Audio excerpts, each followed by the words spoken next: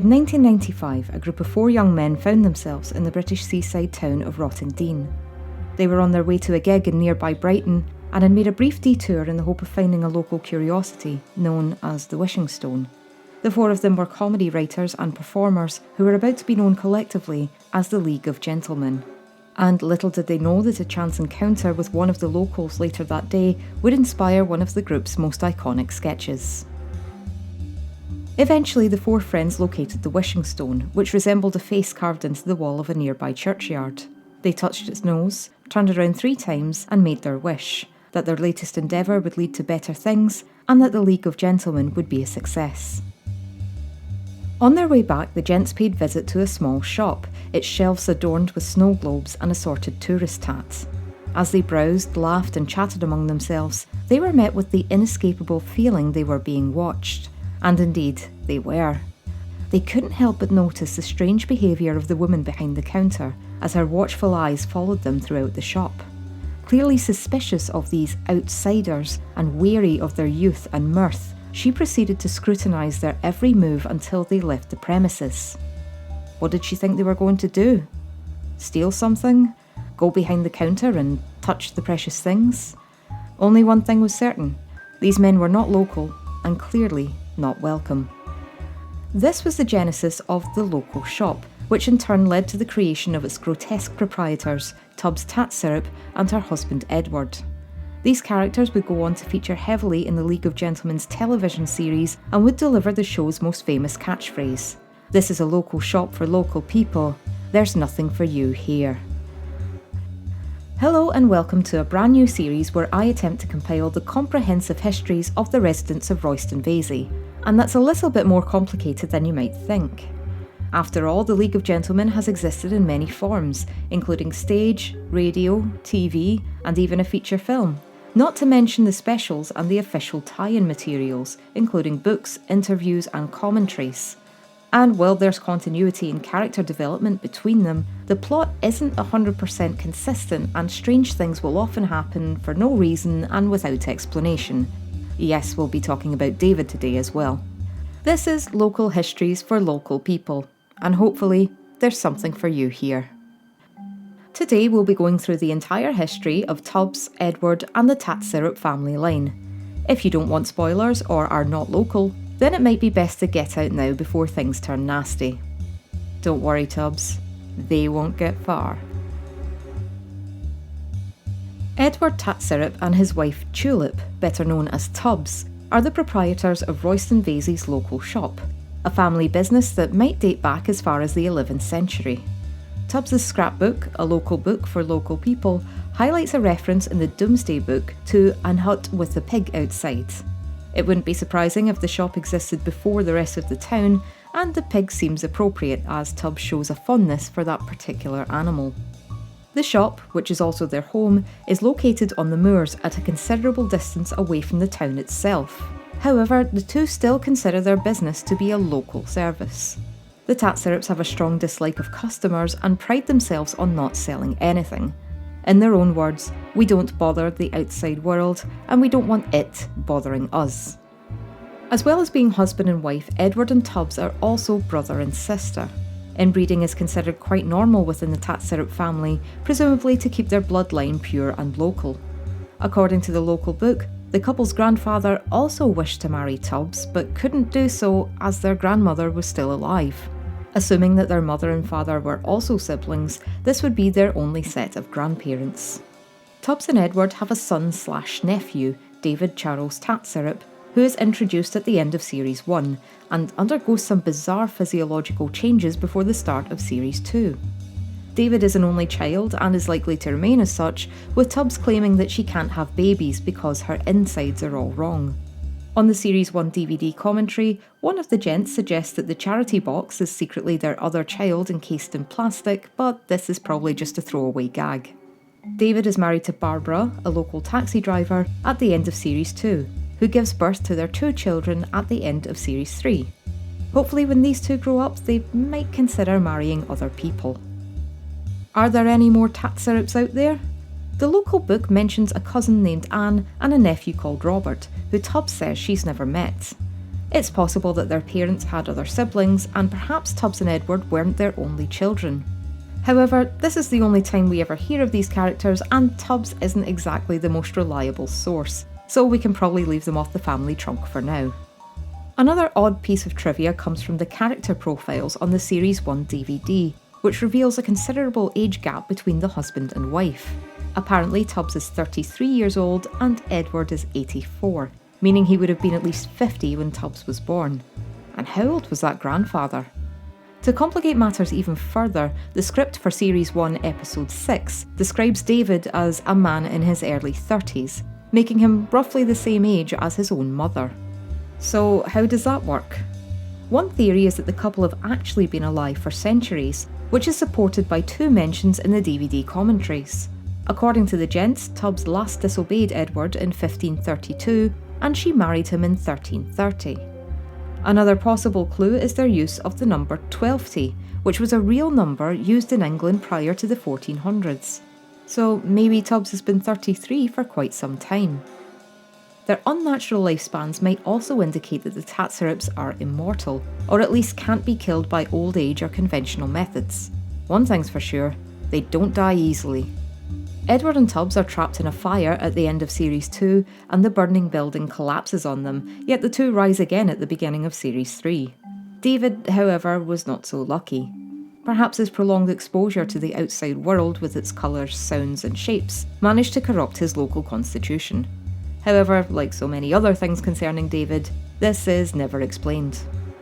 Another interesting detail from their profiles is that Tubbs is confirmed to be local, but Edward is not. This indicates a deep-seated hypocrisy in Edward's character, as he's frequently heard denouncing all things and persons non-local. But whether or not he's aware of his own status remains uncertain. Tubbs is also shown to have a very unorthodox diet. Throughout the series, we see her eating hare sandwiches, insects, pictures of pizza, and some suspicious-looking dips. We never see Edward eating a thing. According to their profiles, Tubbs' favourite vegetable is an onion, which he likes to eat as if it were an apple, while Edward's favourite vegetable is listed as Tubbs. What the Tattsyrups lack in social skills, intelligence and business acumen, they make up for in sheer savagery.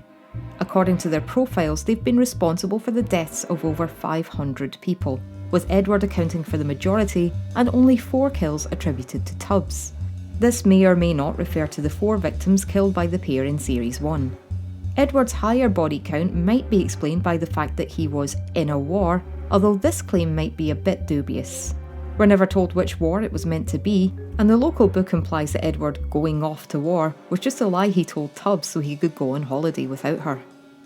As well as murder, the couple have also been guilty of kidnapping, theft, torture, grievous bodily harm, driving a stolen vehicle, and multiple counts of indecent exposure. Edward will often instruct Tubbs to get undressed right before the pair start committing atrocities upon the non-locals. While Edward is depicted as the more sadistic of the pair, Tubbs is often played with a childlike curiosity and playfulness. Though initially fearful of unfamiliar things, she begins making efforts to expand her vocabulary with words such as tephalome and document, and shows an interest in non-local places such as London and Swansea. However, for the most part she is willing to follow her husband and appears to delight in his violent acts. So now that we've got to know our subjects, let's take a look at how they first came to be and how their characters and stories have evolved over the past 25 years. Like so many of their creations, Tubbs and Edward started out as characters in the League of Gentlemen's live shows, predating the radio and TV series by a number of years. On stage, the gents would transform themselves into different characters, using a variety of simple, low-budget props. While experimenting with sticky tape as a way of distorting their facial features, they came up with the snout-like noses that would give the Tattsyrups their distinctively weird look. Other costume details, such as Edward's glasses and his wife's headscarves, were also retained as the characters evolved throughout the years. Another constant was Edward's speaking voice, which was inspired by Christopher Lee's performance in the 1973 film The Wicker Man. However, Tubbs wasn't always known as Tubbs. Back in the early days, the couple were known as Mabs and Edward, according to information printed on the back of a flyer. This is supported by a drawing printed in the BBC book League of Gentlemen's Scripts and That, showing Mabs in a fight with Pauline Campbell-Jones. This scene would not have been possible at the time, as both characters were played by Steve Pemberton. Reece Shearsmith would play Edward, the shopkeeper's husband, with Mark Gatiss as the unlucky customer. The League's fourth member, Jeremy Dyson, chose to focus on writing rather than acting, and is almost never seen in a performing role. The local shop sketch began as a reenactment of the gents' experience in Rottingdean, only this time it quickly took a turn into the absurd and the extreme. Mabs, the lady shopkeeper, would follow the customer around in a mix of curiosity and fear before making hysterical accusations and becoming fiercely protective of her precious things. Eventually she called out to her husband, who would arrive to continue the verbal onslaught, with his wife egging him on. Their accusations would become more violent in nature, often to a ludicrous degree, as the customer was reminded that this was a local shop for local people and that strangers were simply not welcome. Well happy with the setup, the gents initially struggled to find an ending. Eventually they came up with two possible punchlines, both of which would be delivered by Edward. The first one, "All right then, 20 pence, was dropped in favour of the far more sinister line, "You heard the man, Tubbs, get undressed." And that was the end of the local sketch, as the horrors that followed were thankfully left to the imagination. The success of the stage show eventually led to the creation of the 6-part radio series, On the Town with the League of Gentlemen. It was here that their disparate sketches were first merged into a single narrative, centred around a small town and its inhabitants. The town of Spent, as it was known back in those days, had its own local shop, run by none other than Ingleby, the world's smallest newsagent. The Tattsyrups wouldn't feature at all on the radio. Speaking of Ingleby, he would go on to make a brief cameo in the TV series, performing as an escapologist in Papa Lazaru's Pandemonium Circus. In the radio series, Ingleby also became romantically involved with Barbara, who would eventually marry into the Tattsyrup family in the TV show. Maybe it's a coincidence, or maybe Babs has always had a thing for shopkeepers. When it came to the 1999 TV adaptation, the gents wanted to include a main series arc that would develop as the episodes progressed. This would help connect the characters, as the filming of any mass gatherings would be all but impossible, seeing as they were mostly played by only 3 people. They came up with the plot of New Road, which would threaten to bring strangers to the town and would be violently opposed by anyone who wanted to keep things clean and pure and local. And so, despite having no presence at all in the radio series, Tubbs and Edward would go on to become the snout-faced noses of the new town, Royston Vasey. The Tattsyrups are introduced in episode 1, as a young hiker named Martin Lee arrives in the shop. The scene plays out much like the original sketch, with Edward decrying Martin, non-locals, and young people in general. Tubbs seems oddly cheerful about the prospect of being smeared with excrement. In the end, Edward locks the shop door, instructs Tubbs to get undressed, and Martin is never seen or heard from again. But unlike in their one-shot sketch, this time the Tattsyrups' actions will have consequences. A policeman by the name of PC Bobby Woodward discovers Martin's wallet outside the shop and questions the couple about his disappearance. The original version of this scene went on a bit longer, with the Tattsyrups explaining how strangers make the crops fail, while the broadcast version ends with Tubbs shouting, "We didn't burn him." The last we see of PC Woodward is a charred skull wearing a police helmet. Episode 2 takes us further into the demented and savage world of the local shop. Horrified by the prospect of yet more customers, along with some miscommunication over helmets and points, the Tattsyrups take 2 roadmen prisoner before subjecting them to some kind of disturbing ritual. The 2 surveyors, Mr. Kidd and Mr. Wint, are stripped, bound to chairs and forced to listen to Edward ranting while Tubbs breastfeeds a pig. We later see the roadmen screaming and covered with tar, while Tubbs dances around in a naked frenzy and Edward bangs on a toy drum. After the chaos, Edward cuts them free with a machete before following them outside with a crossbow, much to the delight of Tubbs.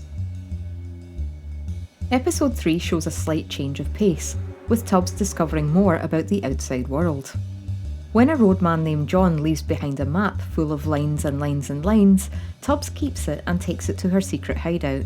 Initially shocked by the prospect of non-local places, Tubbs becomes enamoured with London, a place she only knows from her precious snow globes.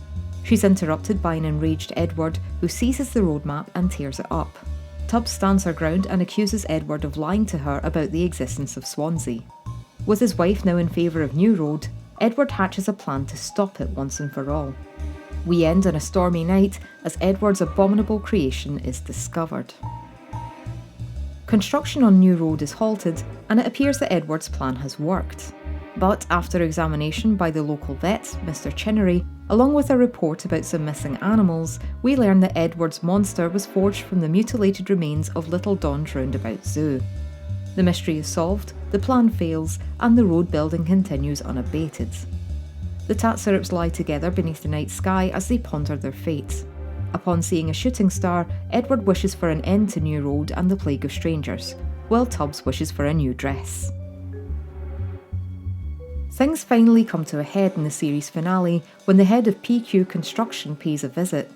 After asking Tubbs to put the entire shop on his credit card, which she takes literally, the man reveals himself to be David Tattsyrup. But for some reason, Tubbs can't seem to remember him. After chatting for a while, the memories fall into place, and Tubbs is delighted to have her son back. Edward is less than welcoming. David then drops a bombshell, that he was the one behind New Road all along. Edward is furious. Tubbs, on the other hand, is overjoyed by the prospect of a family trip to London and begs Edward to let them go. He strikes her in the face. Appalled by the abuse, David insists on taking his mother away from Edward when the fiery ball weighs heavy in the sky. He kisses her on the cheek, says, "I love you, Mum," and leaves Tubbs to ponder the question, what is love? David makes his way back as promised, but is stopped by his father, who insists they have a talk. Back at the shop, Edward sees that Tubbs has already packed her bags and is planning to leave him for good. But before running off for a life of Les Mis and Harvey Nicks, Tubbs says goodbye to her husband, kisses him, and tells him she loves him. But Tubbs won't get far, as Edward has already changed David's mind and knows. David is welcomed back by his father, as a heartbroken Tubbs remains outside alone. In the final scene of the series, Tubbs meets a stranger named Benjamin, who got lost while trying to leave town. He asks her if there's a shop nearby, and Tubbs agrees to take him there. Ben compliments her boots, unaware that they were stolen from Martin, his recently deceased friend. He asks Tubbs if she's local, to which she reluctantly answers yes. The last episode delivers a surprising amount of pathos for a show that's been so cartoonishly violent. The moment where Edward hits Tubbs is genuinely shocking. There's no laughter at all, just a dreadful silence as Tubbs recoils in pain. Later, as Tubbs prepares to leave him, Edward just stands back and lets her express her unhappiness and hopes for the future, knowing full well she'll be going absolutely nowhere. Why does he do this? Does he enjoy watching Tubbs suffer? Was he trying to teach her a lesson about what happens if she tries to leave? Or was this an attempt to reassert his dominance over the family, having felt threatened by the return of his adult son? Whatever the reason, it seems that Edward's cruelty knows no bounds, not even towards his own family. Despite her portrayal as a grotesque inbred monster, we can't help but feel some sympathy for Tubbs. Unlike Edward, Tubbs often feels like a redeemable character, albeit a weaker one who may be doomed to keep falling back on her old murderous ways. This is something we see a lot of in Steve Pemberton's roles. While they're often repulsive or violent by nature, sometimes we just can't help feeling sorry for them. Reese, meanwhile, just seems to disappear into these sinister, barbaric characters, and it's easy to forget that this is the same guy playing fresh-faced Benjamin Denton. Speaking of which, the local shop isn't done with him quite just yet. The Tattsyrup family dynamic alters slightly between Series 1 and Series 2. Now that she has her son back, Tubbs becomes a little bit more cheerful and assertive, especially when it comes to David's needs. She often acts as the brains behind the couple's plans, while Edward is more willing to follow her lead. Edward grows concerned about the future of the family and the shop. Meanwhile, David spontaneously transforms into a cross between the Honey Monster and the Babadook, for no reason whatsoever. As for Benjamin, it turns out that the young Mr. Denton was taken prisoner at the shop, only this time they really didn't burn him. Instead, they kept him in a cage as a plaything for David and dress him up as Baloo the bear from that one scene in Disney's The Jungle Book. Why does everyone try to keep Benjamin as some kind of pet? Series 2 opens on a dark and stormy night as Benjamin escapes his cage and Papa Lazarou rolls into Royston Vasey. Tubbs is delighted when his assistants arrive in the shop, calling them children and handing out lollipops.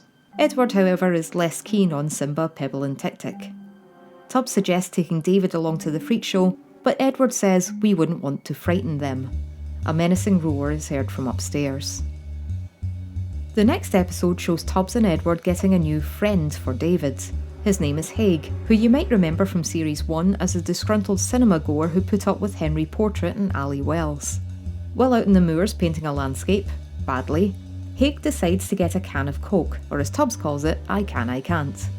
Finding the shop empty, he discovers Tubbs outside feeding the chicks, while Edward is butchering something in a back room. This moment in particular has led to the theory that the Tattsyrups were the suppliers for the local butcher Hilary Briss. His mysterious special stuff turns out to be the source of the nosebleed epidemic, which is the main storyline of Series 2. But more on that later. Talk then turns to David, and Edward accuses Haig of waking him up.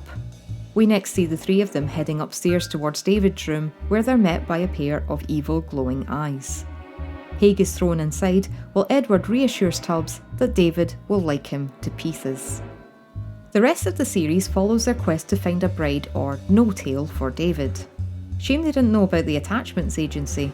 It could have saved them a lot of trouble, and it is local after all. Edward catches a hiker in a bear trap, but it turns out she's not local, and so they just leave her there. Tubbs writes a card to put in the shop, which is revealed to be just a load of scribbles. We know that she can actually read and write from the local book, but maybe she's trying to keep this a secret from Edward. The pair eventually find success when a driver stops by for some petrol. Naturally, they kidnap him and steal his vehicle. They learn to make it walk. Apparently Tubbs's urine also functions as engine fuel, maybe something to do with her weird diet, and the driver is tied to the back. A deleted scene also showed the couple in bed trying to learn the highway code. Tubbs wants to keep the van for Sunday drives, but Edward insists that the machine must be destroyed. They set off the following day to a local supermarket, and it's really quite strange to see the two of them outside in broad daylight surrounded by normal people. According to the script, Tubbs was initially distracted by some children playing on a dinosaur slide before Edward reminded her that they're not there to watch the beasts.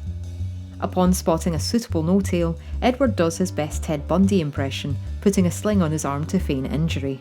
As the woman helps him with his shopping, which is just carrier bags filled with dirt and straw, Edward prepares to push her in the back.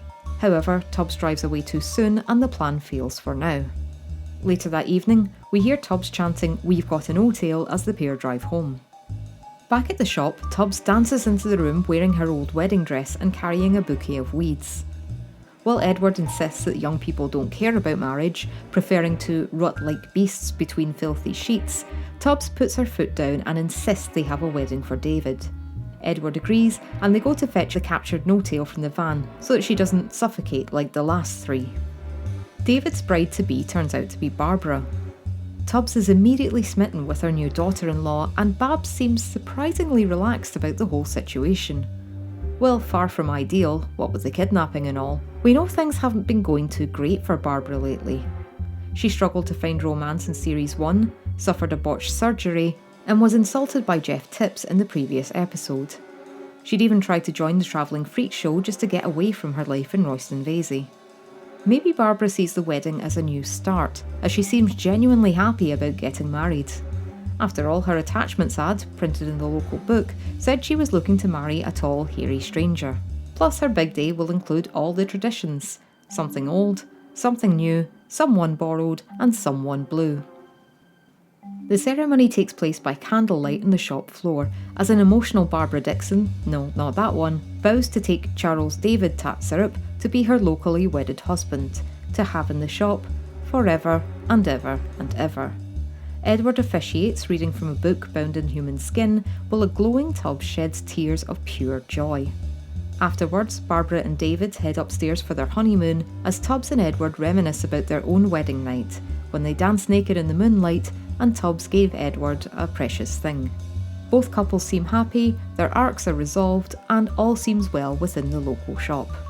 But outside, nothing could be further from the truth. An angry mob has descended, believing that Tubbs and Edward were responsible for the deadly nosebleed epidemic. Barbara heads outside, her wedding dress visibly stained with hymen blood, and tries to talk some sense into the locals.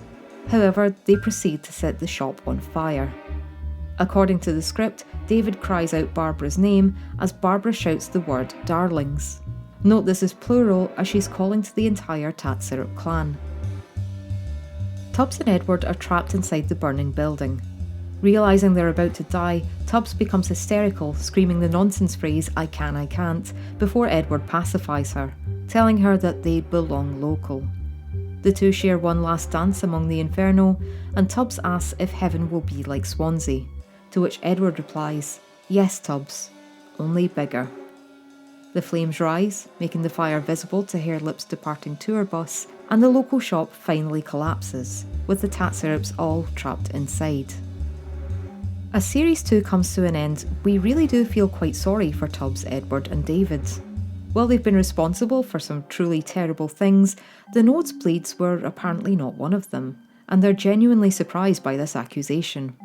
Tragically, it felt like Tubbs and Edward were just turning over a new leaf, passing their beloved shop onto their son and daughter-in-law, and even letting their prisoner go free at the end of the ceremony.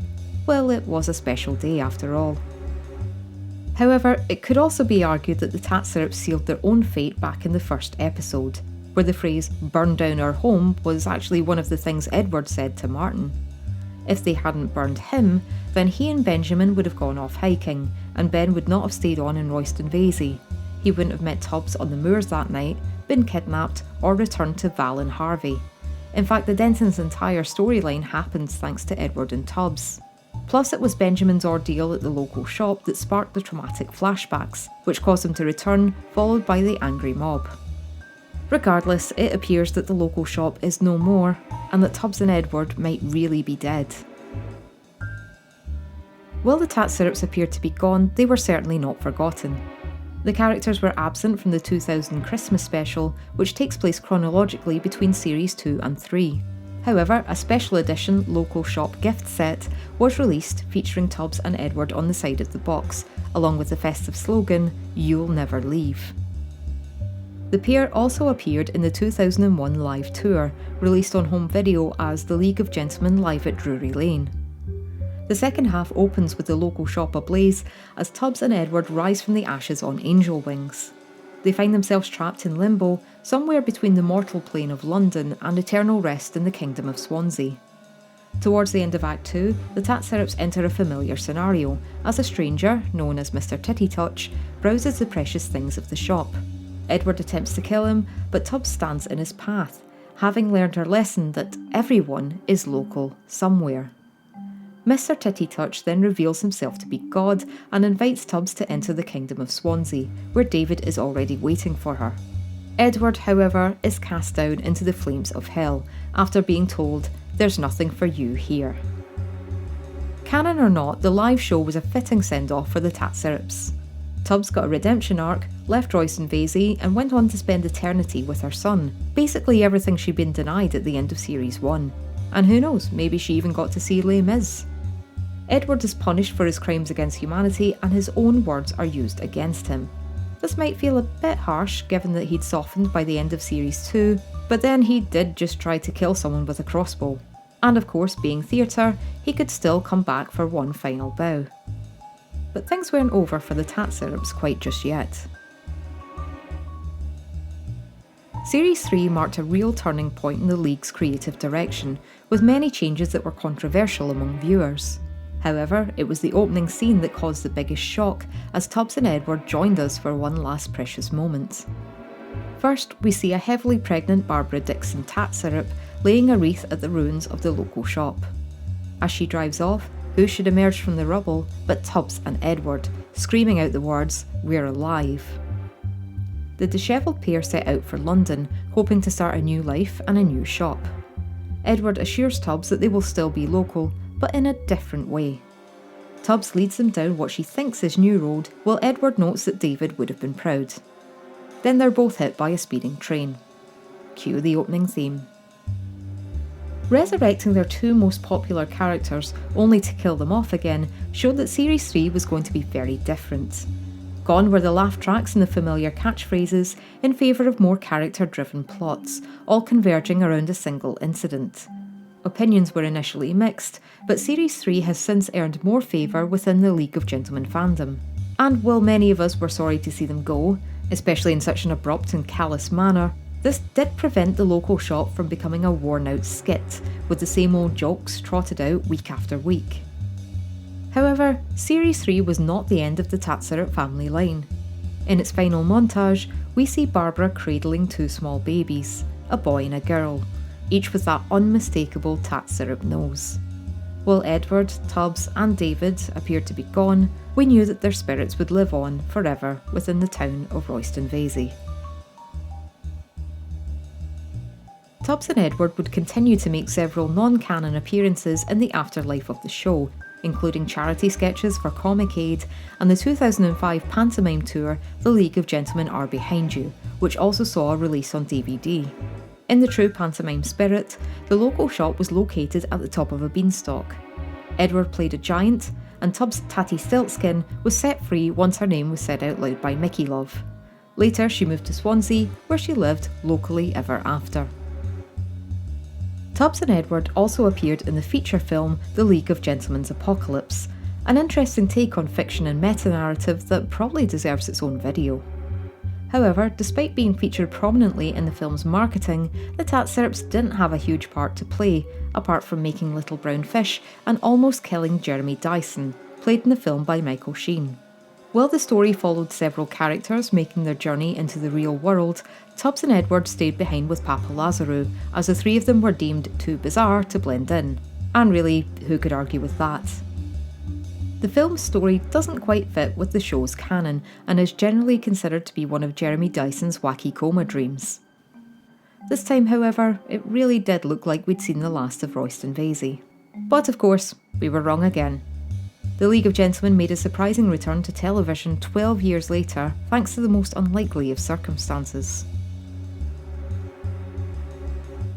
In 2016, Britain prepared to vote in a landmark referendum that would determine the UK's future with the European Union.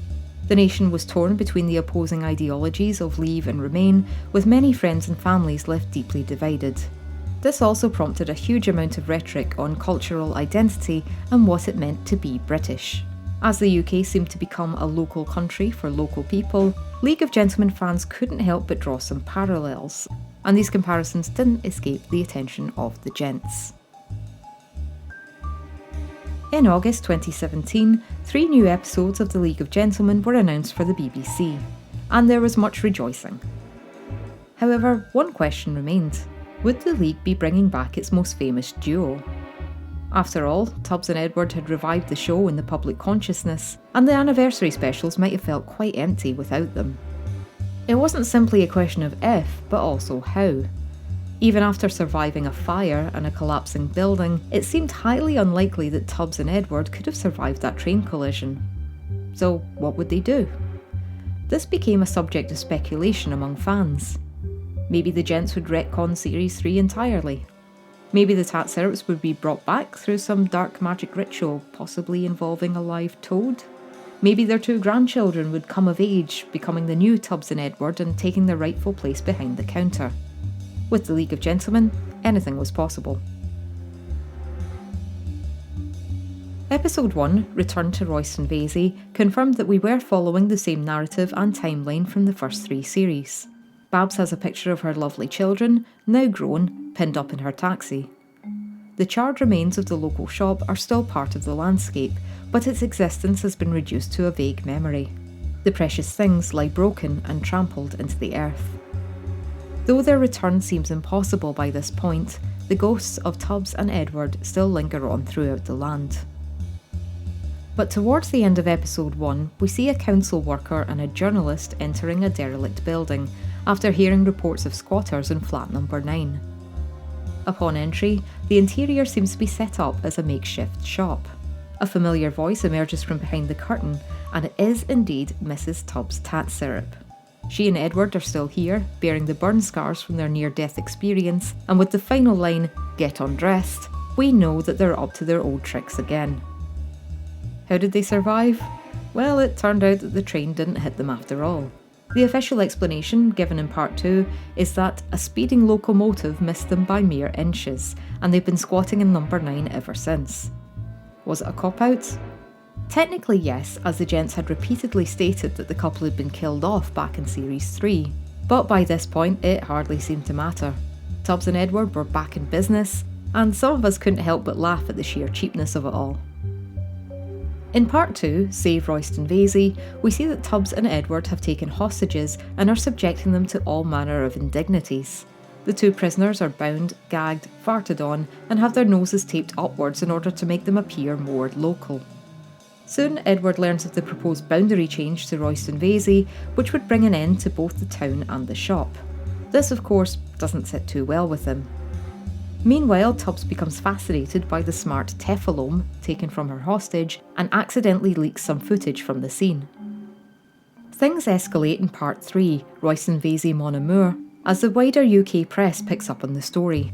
Edward becomes a prominent media spokesman, spurring up a wave of local sentiment among his followers. After a chat with the Prime Minister, Royston Vasey is saved, and the Tattsyrups emerge to talk to the press. When the hostages are discovered with their faces cut off, the Tattsyrups go on the run from the law. Edward hides Tubbs in a nearby photo booth, which happens to be the exact same booth that's been kidnapping random women throughout the series. Edward comes back to find it empty as Tubbs is dropped into Papa Lazaru's underground wife mine. Tubbs cries out for Edward in the darkness, and that's where the anniversary specials leave us. But it still wasn't the end for Tubbs and Edward, as we would discover in the following year's live tour. The League of Gentlemen Live Again, or Live Again, picks up exactly where the specials left off. Part 2 opens with a VT of Tubbs' final scene before both characters appear on stage for an emotional duet, Edward Can You Hear Me? While Tubbs is still trapped deep within the wife mine, we can see there's still hope for her yet. Their next scene takes place in the local shop, as a politician named Tamara March arrives to discuss her Fanny Mesto. She announces she's with the Conservative Party and Tubbs tells her to fuck off, followed by a huge round of applause. Edward arrives and is initially sceptical of Ms March, but quickly grows interested in her Conservative policies. As Tubbs continues to sing to her beloved, we realise that this sketch was only a dream. Edward, however, did hear her, and comes to Tubbs' rescue, having rigged the entire wife mine with explosives. He's accompanied by Hilary Briss, who helps evacuate the rest of the women, into his van. Papa Lazaru tries to stop them, but the Tattsyrups escape as the wife mine is blown to pieces, with Edward reminding Papa Laz, "She's my wife now." Tubbs and Edward remain the League's most popular characters, and for very good reason. While they're always delightfully wicked and fun to watch, they also embody those dark, grotesque and even tragic elements that make the League of Gentlemen so memorable. They both wear their British folk horror influences right in their sleeves, while managing to deliver endless laugh-out-loud moments, the perfect blend of comedy and horror. From the very first sketch, the Tattsyrups managed to capture that small-town mentality in all of its insular weirdness, which might be a familiar experience to many of us watching. Whether you grew up in a town like Royston Vasey or ventured into one by mistake, the local shop evokes that uncanny feeling of stepping into the wrong place at the wrong time and feeling totally unwelcome. That's some pretty decent mileage for a day trip to Rottingdean 25 years ago. Maybe there was something in that wishing stone after all. Personally, I love how the gents continue to develop their creations, taking them on weird and wonderful journeys and never allowing their material to grow stagnant. No matter what, they can always rely on the strength of their characters in both their personalities and performances. Seeing how Tubbs or Edward will react within any given situation is always entertaining, and the way they play off each other is just brilliant. Steve and Reese are a fantastic double act, and they always seem to have fun playing these parts. Even in the live shows, you can see how they still manage to make each other laugh. Will we ever see Tubbs and Edward again? That remains to be seen. But whether they return to Royston Vasey or set up shop somewhere else, they'll always be local to us.